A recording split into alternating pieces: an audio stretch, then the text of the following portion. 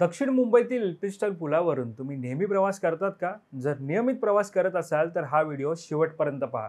कारण नियमित प्रवास करणाऱ्या प्रवाशांच्या सोयीचा असलेला एल्फिन्स्टन पूल 10 एप्रिलपासून वाहतुकीसाठी बंद केला जाणार आहे. तब्बल 2 वर्षांसाठी हा पूल बंद असणार आहे. पण हा एल्फिन्स्टनचा पूल पाडल्यास अनेकांना मोठ्या त्रासाचा सामना करावा लागणार आहे. विशेषतः परेल भागातील रुग्णालयात जाणाऱ्या रुग्णांना नाहक त्रास सहन करावा लागणार आहे. त्या पार्श्वभूमीवर शिवसेना ठाकरे गटाने या पुलाच्या पाडकामाला विरोध केला. विशेष म्हणजे शिवसेना ठाकरे गटाचे खासदार अरविंद सावंत यांनी या पुलाच्या पाडकामाच्या पार्श्वभूमीवर महापालिका आयुक्त भूषण गगराणी यांना पत्र लिहिलंय. तर त्यांच्या या पत्रात काय आहे हे आपण या व्हिडिओच्या माध्यमातून जाणून घेऊयात. नमस्कार, मी वैभव पाटील. माय महानगरमध्ये आपलं स्वागत.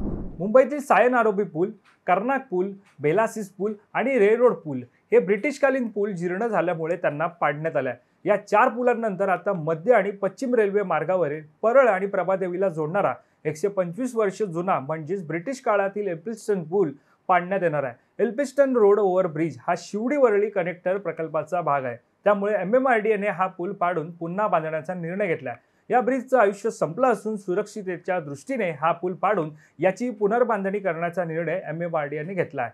हा पूल नव्याने उभारताना हा पूल पूर्वीप्रमाणे सिंगल नसणार आहे, तर डबल डेकर पूल बनवण्याचं ठरवण्यात आलं आहे. मात्र नवीन डबल डेकर ब्रिज उभारणीच्या कामांमुळे तिथल्या काही जुन्या बैठ्या चाळी देखील बाधित होणार आहेत. धक्कादायक बाब म्हणजे या प्रकल्पाबाबत स्थानिकांना कोणत्याही माध्यमातून माहिती देण्यात आलेली नाही आणि त्यांना विश्वासातही घेतलं नाही असा स्थानिकांचा आरोप आहे. त्यामुळे या प्रकल्पाबाबत स्थानिक नागरिकांकडून संताप व्यक्त केला जातोय.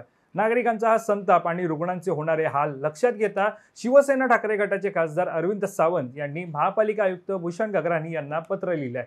त्यानुसार एल्फिन्स्टन येथील पूर्वेकडून पश्चिमेकडे जाणारा पूल तोडण्याचं काम लवकरच सुरू होणार आहे. मात्र प्रभादेवी स्थानकाच्या पश्चिमेकडून पूर्वेला म्हणजे सेंट्रल रेल्वे वर्कशॉप पर्यंत पूल बांधण्यासाठी पश्चिम रेल्वे, मध्य रेल्वे व महापालिकेशी सातत्याने पत्रव्यवहार केला, परंतु अद्याप या मुद्द्यावर काही कार्यवाही करण्यात आली नाही.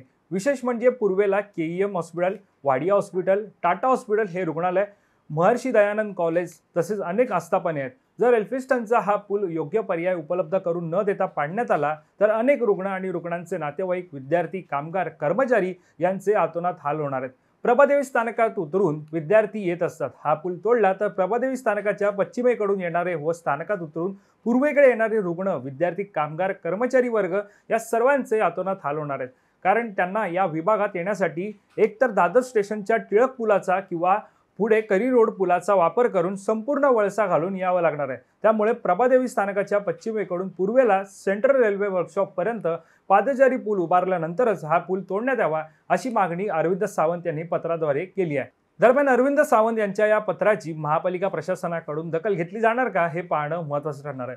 तुम्हाला एल्फिन्स्टन पुलाच्या पाडकामाबाबत काय वाटतं हे आम्हाला कमेंट करून नक्की कळवा आणि अशाच प्रकारच्या नवनवीन व्हिडिओ पाहण्यासाठी तुम्ही mymahangar.com व्हिजिट करा आणि माय महानगर लाईव्हला सबस्क्राईब करायला विसरू नका. धन्यवाद.